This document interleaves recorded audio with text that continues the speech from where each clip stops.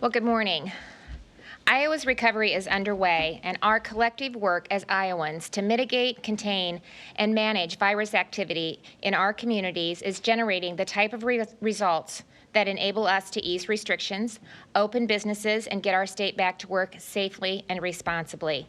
From the start, Iowans have risen to the occasion. We knew it would take all of us to limit the spread of COVID-19, protect the health of our most vulnerable Iowans and our essential workers, and manage our healthcare resources.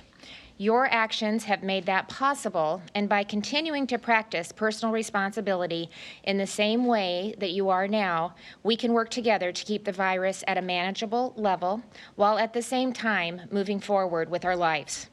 Our expanded testing and case investigation strategy also achieves that goal.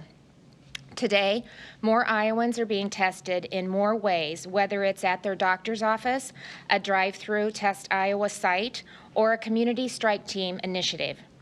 Iowa has conducted 7,884 tests during the month of March, nearly 42,000 tests in April, and since May 1st, we have tested more than 60,000 Iowans. Our highest test day was May 12th, when 4,475 tests were reported in a single day, and in addition to that, more than 12,000 Iowans have had serology testing, as Dr. Badati talked about yesterday.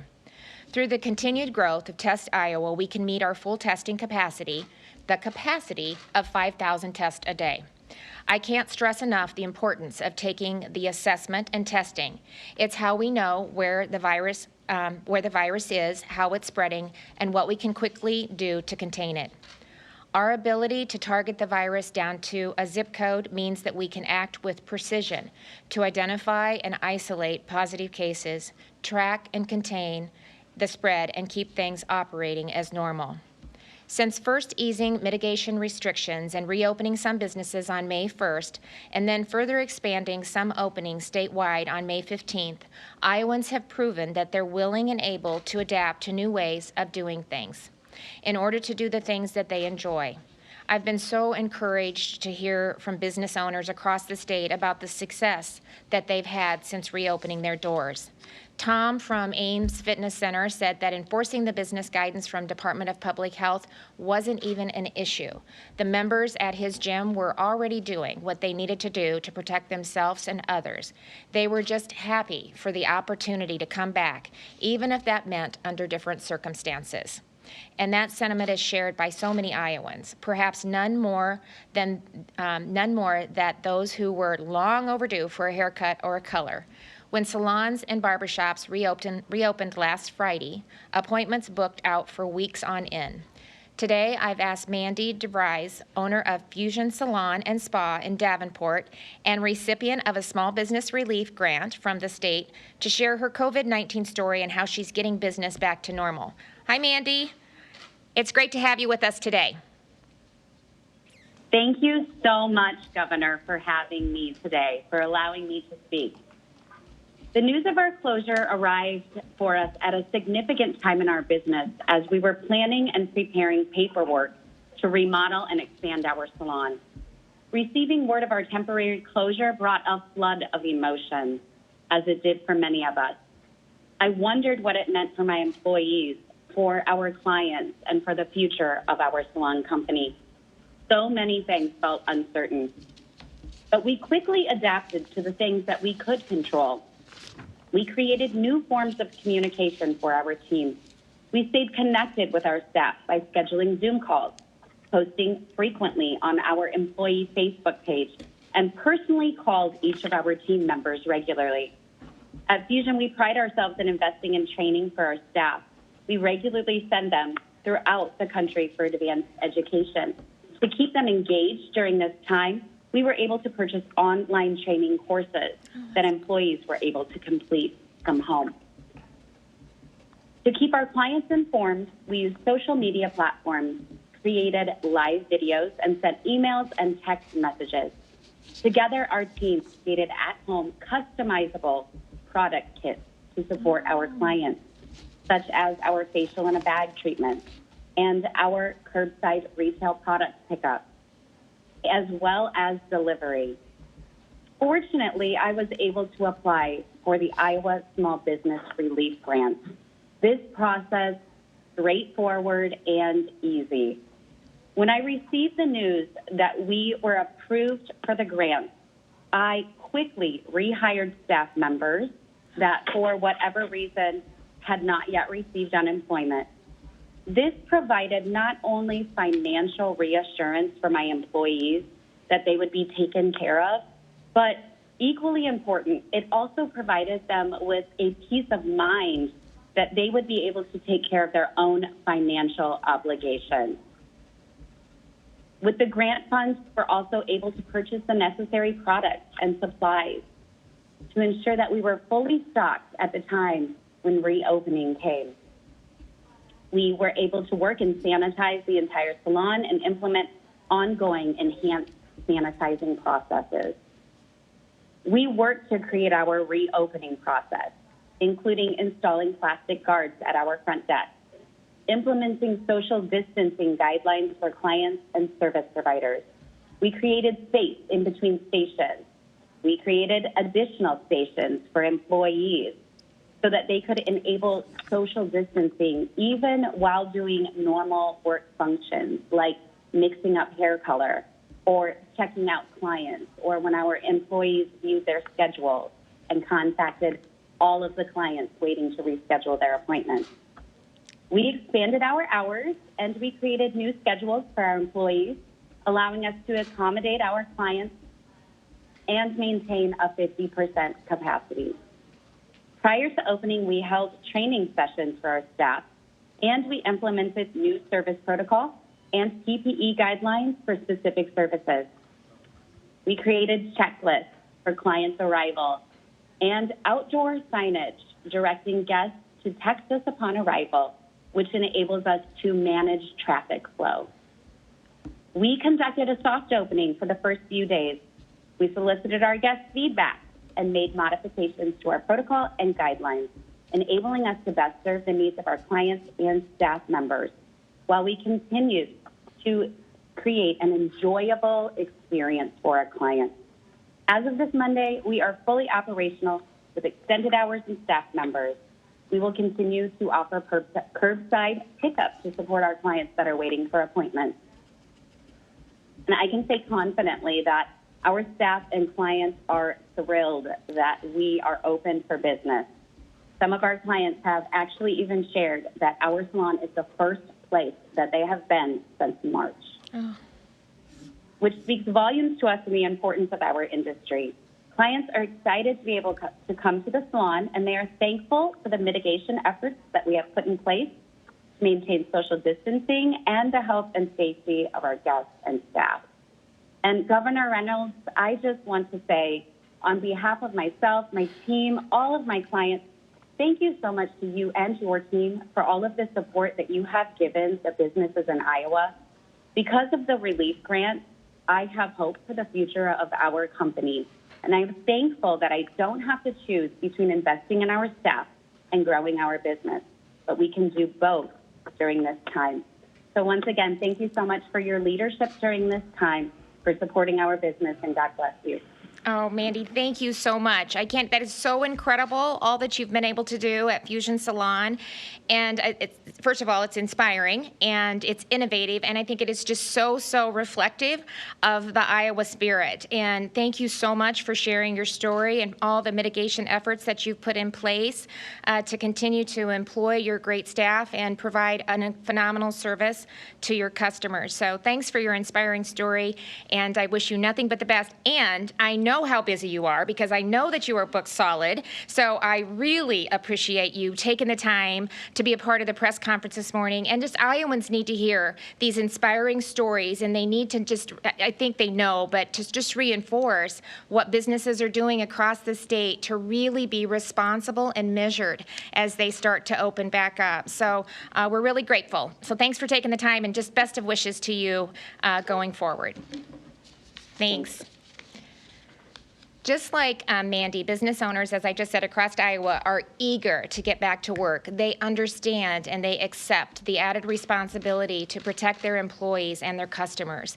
And I believe that Iowans are willing to continue to do their part as well, so that businesses and entertainment and activities can resume again, even if the rules of engagement are different for now.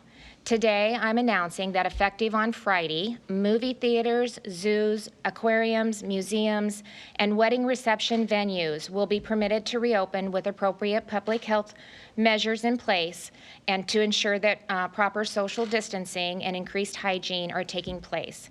Swimming pools will be reopening for lap swimming and swimming lessons. And next Thursday, May 28th, bars and other establishments that serve alcohol and have been limited to carry out and delivery will be permitted to reopen for indoor or outdoor seating at 50% capacity. And of course, they must follow the same public health measures and business guidance that restaurants have implemented. And effective June 1st, Iowa schools will be permitted to resume school-sponsored activities and learning.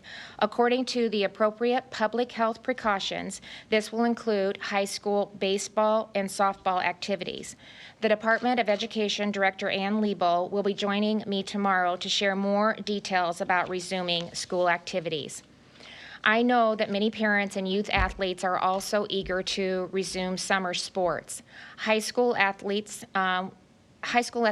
was the logical place to start the process of bringing athletics back in season. We're working closely with the Iowa High School Athletic Association and others to make this possible.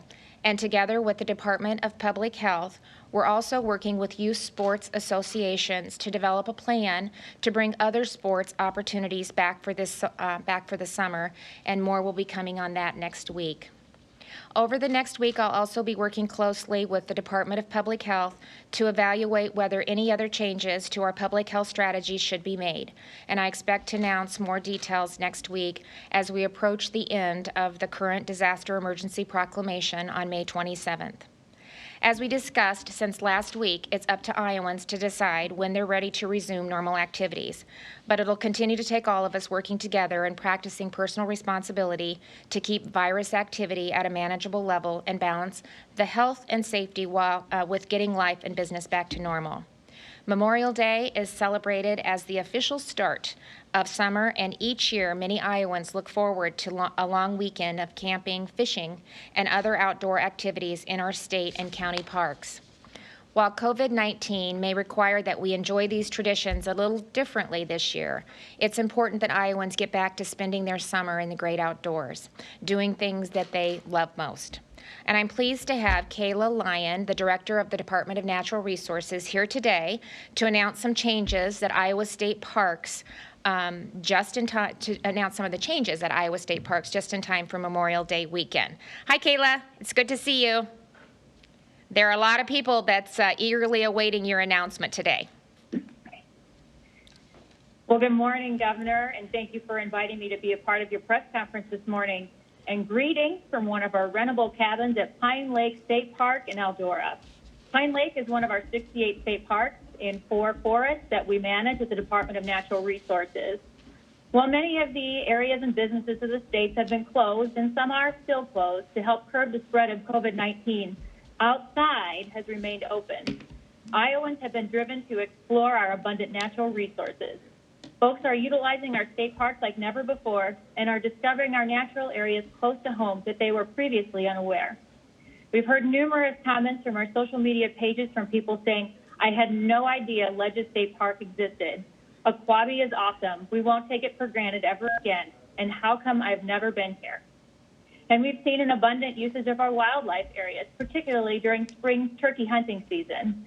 The first 3 seasons of spring turkey, we sold 36% more tags than we did the previous year. And youth spring turkey was up 23%. Our lakes and waters are just as busy. Resident fishing licenses are up 46% from last year. Our staff worked so hard to provide these opportunities for Iowans, and I want to thank our staff for their passion and dedication. I know it's rewarding to all of us at the department to know folks are taking advantage of and appreciate all the great things our Iowa Natural Resources offer. That said, as you make plans for the Memorial Weekend, I encourage you to get out and explore, whether it be for a hike in a wildlife area or park or fishing in our lakes and streams. While the weather is expected to cooperate and many people are antsy for a change in scenery, we are expected to see increased traffic in our natural places. We remind everyone to be safe, obey all laws and rules, including physical distancing guidelines, while you enjoy outdoors recreational activities. That said, I wanted to provide an update regarding our Iowa State Park campgrounds. I'm very pleased to announce that we will be opening all modern restrooms, shower buildings, and cabins at our Iowa State Park starting this Friday, May 22nd, in time for the Memorial Weekend. This means campgrounds will be open for all campers, including RVs, pop-ups, and tent camping. But campers will notice some stipulations. Youth group campsites will remain closed, as well as shelters, lodges, playgrounds, other group camps, museums, and visitor centers. And be mindful of a couple of things. In campgrounds, only campers with overnight reservations will be allowed, no visitors. Only campers occupying the individual campsite will be allowed to gather around the campfire, no guests or large groups. Only 6 overnight occupants per campsite will be allowed unless the immediate family contains more than 6. Communal picnic tables and grills are open for use at your own risk. Beaches will remain open, and we will monitor them closely. It is our hope that we can revisit these restrictions as things evolve. We have been and will continue to be thoughtful when phasing in more park amenities in accordance with Iowa Department of Public Health and CDC guidelines to protect both our guests and our hardworking staff. Questions and information regarding the most up-to-date park information for each specific park can be found in our Iowa Department of Natural Resources Park website. As we highlight what our state parks have to offer, this year marks the 100th anniversary of our Iowa State Park system. Iowa's first state park, Backbone, was dedicated exactly a century ago in May of 1920. We had plans including hundreds of events throughout the state park, with the Pinnacle celebration previously scheduled for next weekend at Backbone. Unfortunately, we've had to spend a lot of time talking about the things you can't do in a state park instead of the things you can. So as we continue to open up park amenities, we have a new sense of gratitude that arises for all the things that we intended to celebrate. Even though our centennial looks different than what we had initially planned, we have seen the last few weeks that Iowans have an overwhelmingly connection to the state parks and how they contribute to their physical and mental well-being. During this 100th anniversary celebration, we are still working hard to connect Iowans in other ways to our state parks, with the goals to celebrate, connect, and inspire. We celebrate the importance of state parks with Iowa's history, culture, and quality of life. We connect Iowans to natural resources in a personal and passionate way, and we inspire a high level of appreciation and stewardship of the Iowa State Park system for our future. You can find many ways to get involved with our centennial celebration on our website at iowadnr.gov/parks2020. As we continue during the 100th anniversary celebration, I want to personally invite you to visit our campground in a state park. If you've never been, choose one close to home. If you're a frequent visitor to a specific park, choose one you've never visited. I promise you'll be surprised and pleased at the beauty and the fun you will find within our borders. Each park offers a unique, beautiful landscape, exceptional trails, water access, campgrounds, and many other outdoor recreational opportunities. They are beloved destinations for all of us. And generations of Iowa families have visited these very same national focal points in our parks. We hope that the 100th anniversary celebration helps shine a light on Iowa State Parks and their value to Iowa's quality of life and their importance for the next 100 years. In closing, we have seen how much of an integral role Iowa's natural resources have played in the lives of Iowans and others. We hope that our parks, public lands, and waters continue to be a great local escape and provide some physical and mental well-being and enjoyment for you, your friends, and your family, now during these unprecedented times and for decades to come. As you venture out this holiday weekend, we remind everyone to utilize our natural resources across the state and practice physical and social distancing. Be smart and responsible. Our park staff look forward to greeting you. I too will be out with my family doing that very thing, making memories in our state park. All of us at the Iowa Department of Natural Resources wish everyone a safe and enjoyable Memorial Weekend. Thank you, Governor. Thanks, Kayla. I appreciate it very much. And I really appreciate the creative and innovative way that you and your team are really helping Iowans celebrate the 100th anniversary of our Iowa state parks. I love the increased statistics that you talked about, how people are utilizing our natural resources. And I look forward to having you back again to share more about the great things that are happening in our parks to commemorate this important milestone. So thanks for all you're doing. I appreciate you and your team. I know you're working diligently to make sure that the parks are ready for Iowans. So thanks again for everything. And with that, we will open it up for questions. All right, we're going to go to David Pedby, Associated Press. Oh, thank you, Governor. I guess my question is, in light of the announcement you're making here, is what data signals to you that opening movie theaters, museums, and places where people obviously are going to be closer together should be open? I mean, we're still seeing a dozen deaths a day and 200 to 300 new positive tests on average. Yep. I guess I'm just wondering what you see that maybe we don't.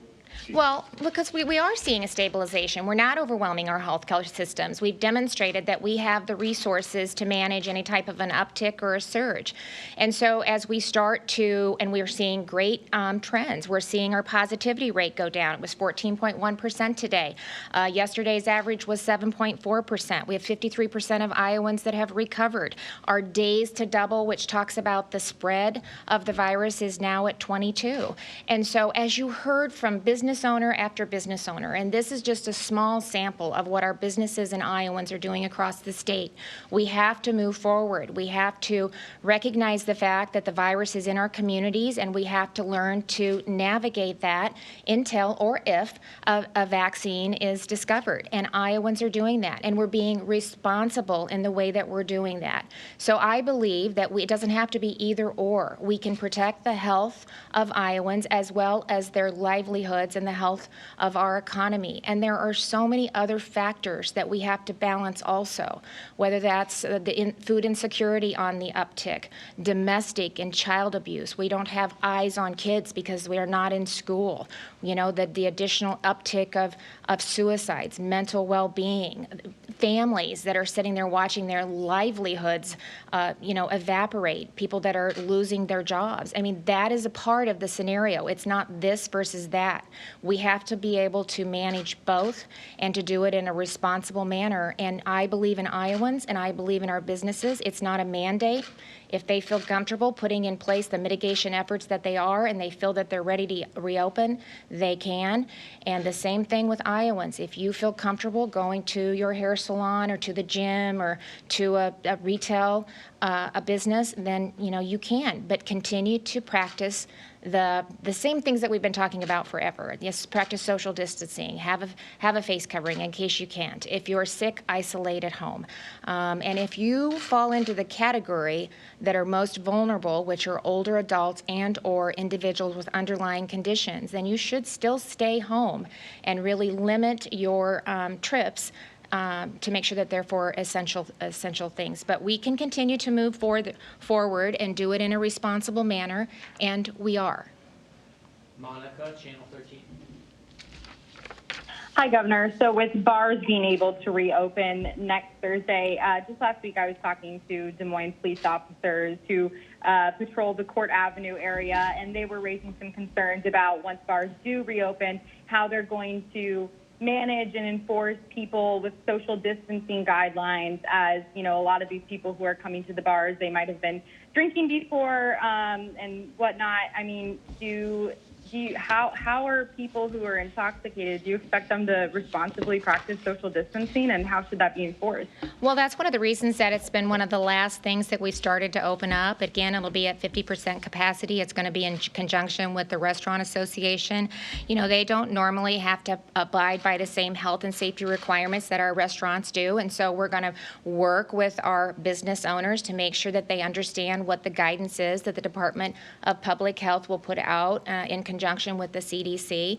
We're going to, again, do it in a very limited capacity. They'll have to be seated. We're working on what those details look like right now. So we're not just going to, flip the switch or rip off the Band-Aid. We're going to move through this in a very responsible, measured manner, and then we're going to continue to watch the data to make sure that we're not seeing an uptick in virus activity, and we continue to do that on a daily basis. So we're going to work with our business owners, we're going to work with law enforcement, and they have said, they're going to educate Iowans, they're going to encourage them, if they're not meeting it, to meet the guidelines that are put in place, and as last resort, then they'll have to take that final action. But I believe, and we're all in this together, and I believe that Iowans can be responsible, and we can go out there and we can do this. You're going to always have somebody that doesn't fit, that doesn't abide by what they're supposed to do, but that applies to anything and everything.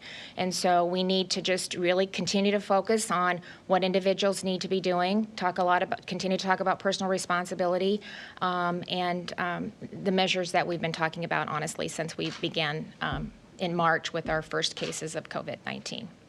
Zach, Channel 5. Good morning.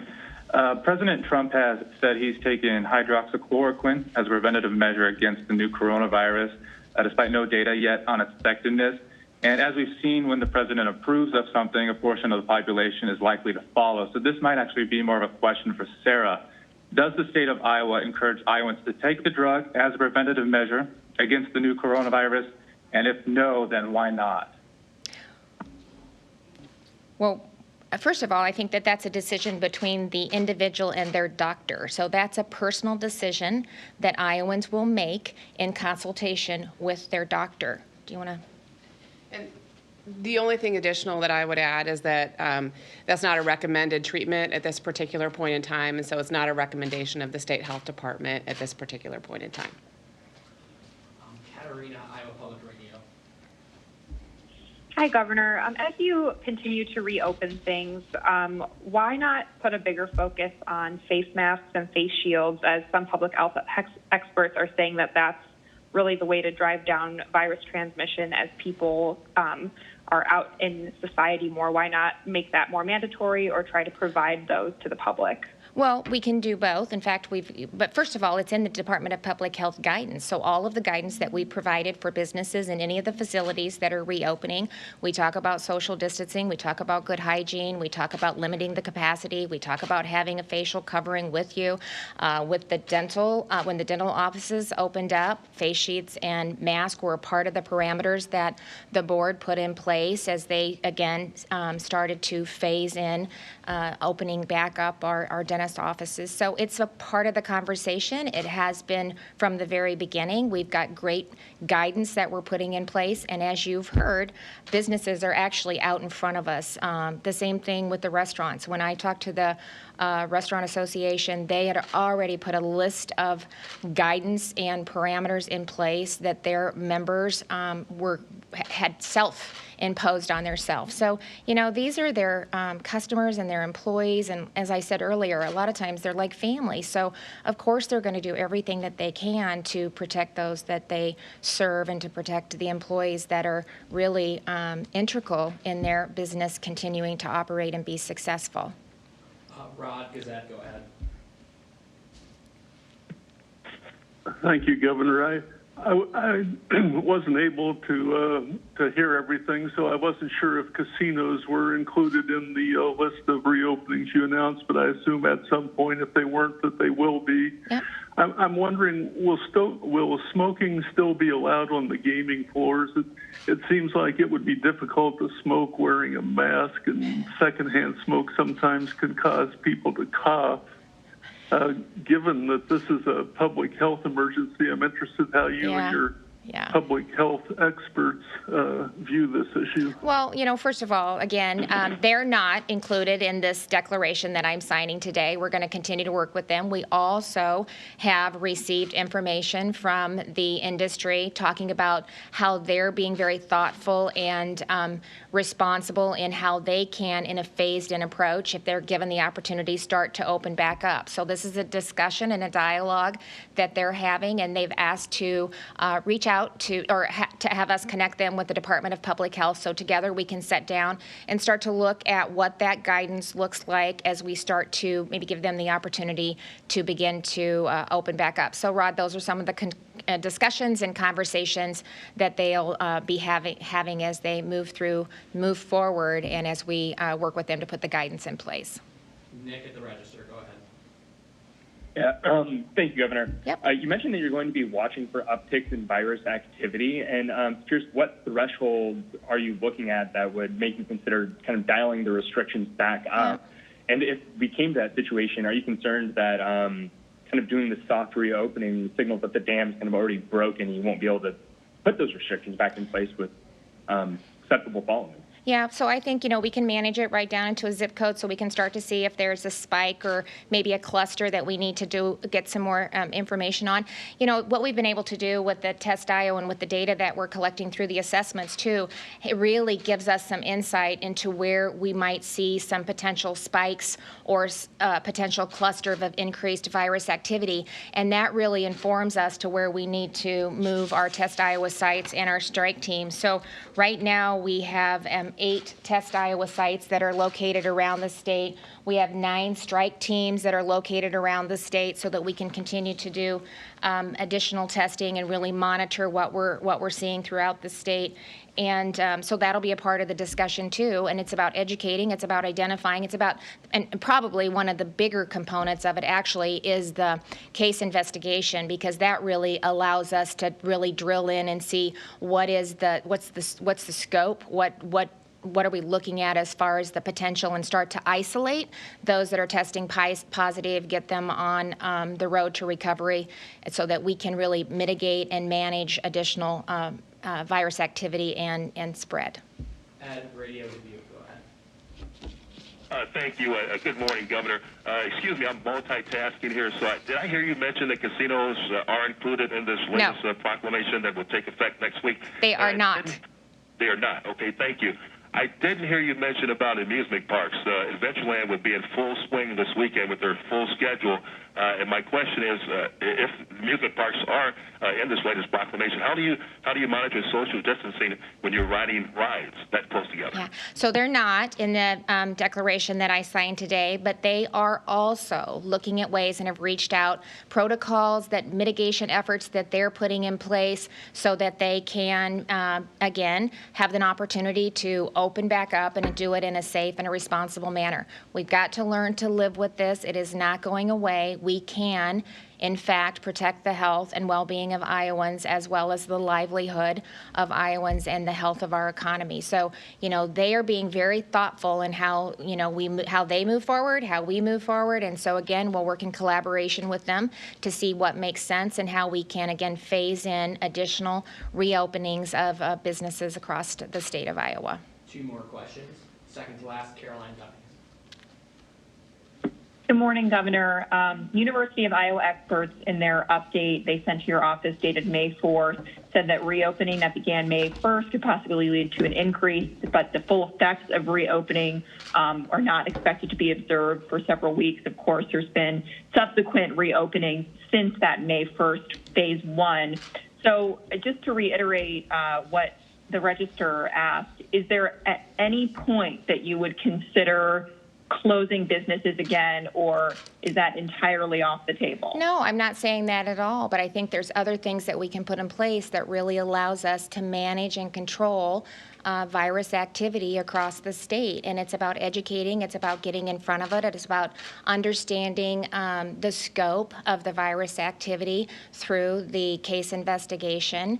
And so those are all things that we can take a look at. I appreciate what the University of Iowa, the Public Health, the information that they've provided. That's modeling. It's based on assumptions and projections at a certain point in time, and we are able, actually the Department of Public Health and the epidemiologist team are able to use real-time data based on the assessments that we're taking and some of the proactive, aggressive testing that we've done with not only our long-term care facilities, but our manufacturing and processing facilities has allowed us to get in front of what could be a potential spike that potentially could cause a surge on our healthcare systems. We're not seeing that at all. So we'll continue to monitor that, and if we feel that there is there potentially could be a surge that would impact not only our communities and Iowans, but our hospital system and their ability to take care of COVID patients as well as other Iowans who need to utilize the hospital, then we will make accommodations accordingly. Last question, KCCI.